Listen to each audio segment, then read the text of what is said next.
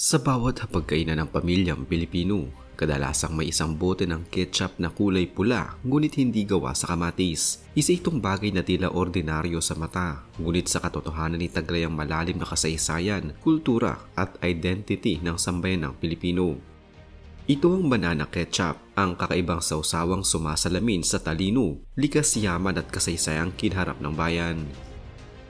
Hindi basta condiments ang banana ketchup, isa itong imbensyon ng isang bayaning sayantipiko, isa itong sagot sa gutom noong digmaan, isa rin itong patunay ng pagkamalikhain ng Pilipino sa harap ng kawalan. Sa video na ito, susuriin natin ang banana ketchup at kung paano nga ba ito nagsimula.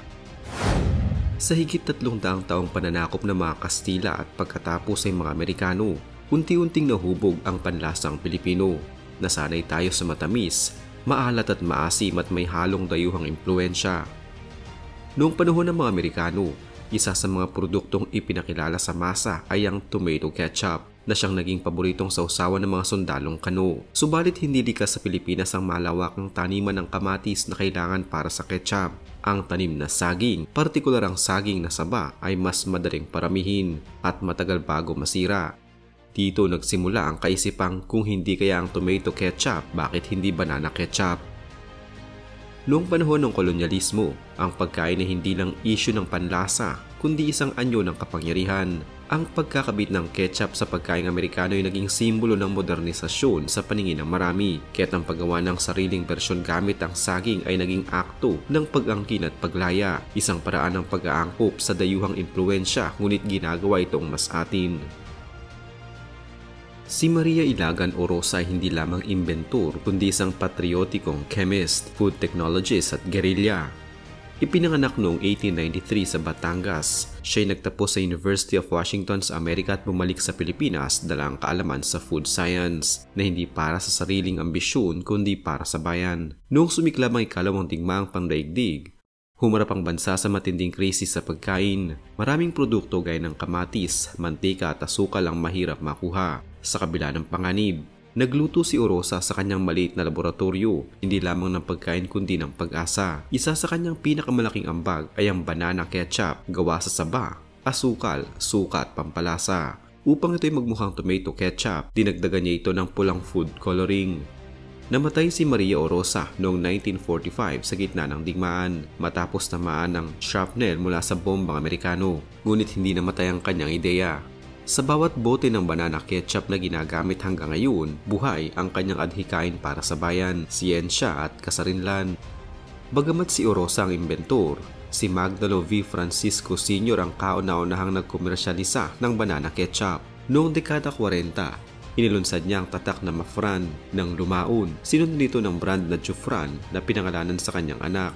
Noong 1960s, sa ilalim ng Universal Foods Corporation o UFC, naging household name ang banana ketchup. Sa kanilang kampanyang tamis anghang na tumugma sa panlasa ng masang Pilipino, naging bahagi ng bawat kainan sa bahay, eskwelahan at karinderya ang UFC banana ketchup. Noong 1996, nakuha ng Nutriasia ang UFC at iba pang mga brand gaya ng Papa at Jufran. Simula noon, ang banana ketchup ay naging bahagi na ng isang malawak na industriya ng food condiments na may bilyong pisong kita kada taon. Isa ito sa pangunahing produkto na inaangkat sa mga lugar na maraming overseas Filipino workers OFWs gaya ng Middle East, US at Canada. Araw-araw kaming may banana ketchup sa mesa, kahit tuyo lang ang ulam basta may kanin at ketchup ayos na kami. Ayon yan kay Lola Nena, 78 taong gulang, residente ng Bulacan. Sa panayam sa ilang Pilipino lumaki noong 60s hanggang 90s, malaki ang papel ng banana ketchup sa kanilang kabataan. Sa mga simpleng ulam gaya ng pritong itlog, hotdog, tortang talong at pritong galunggong, ang banana ketchup ang laging kapartner. Para sa mga bata, ang banana ketchup ay hindi lang sausawan kundi isang comfort food marker. Tila may kasamang kasayahan ng bawat patak nito. Sa mga magulang, ito'y praktikal, mas mura kaysa tomato ketchup at tumatagal ng matagal kahit walang refrigeration. Dahil sa mataas na demand, nananatiling importanteng produkto ang saging na saba sa lokal na agrikultura.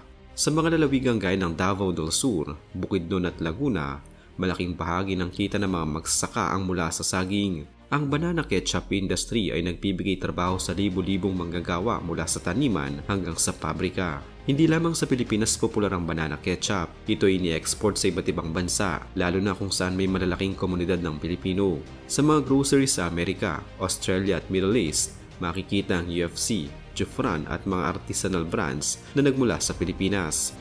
Sa panahon ng pandemya, maraming lokal na negosyante ang gumawa ng homemade banana ketchup bilang negosyo gamit ang social media. Muling sumigla ang pagmamalaki sa pagkaing Pinoy at muling nakilala ang banana ketchup bilang artisan product, hindi lang mass market condiment. Para sa maraming mga Pilipino sa ibang bansa, ang banana ketchup ay panlaban sa homesickness. Sa gitna ng snow sa Canada o init ng desyerto sa Dubai, ang isang kutsara ng banana ketchup ay tila ala-ala ng hapunan sa bahay kasama ang pamilya sa Pilipinas. Ginagamit ng mga chef na Pilipino abroad ang banana ketchup para ipakilala ang kultura natin. Sa mga restaurant sa US at Europe, makikita ito bilang banana ketchup glaze, Filipino barbecue marinade o bilang sausawan sa Filipino-style burgers. Sa mga anak ng OFWs na lumaki sa abroad, ang banana ketchup ay isa sa mga unang lasa ng Pinoy na kanilang natikman. Sa ganitong paraan, ito ay tagapagtaguyod ng cultural continuity, isang simpleng paraan ng pagsasabuhay sa pagka-Pilipino sa gitna ng banyagang kultura. Sa Thailand at Vietnam, may mga chili-based o shrimp-based sauces. Sa Japan, ang tomato ketchup ay ginagamit sa omurice o omelette rice. Ngunit ang banana ketchup ay uniquely Filipino, wala itong kaparehong anyo sa ibang bansa.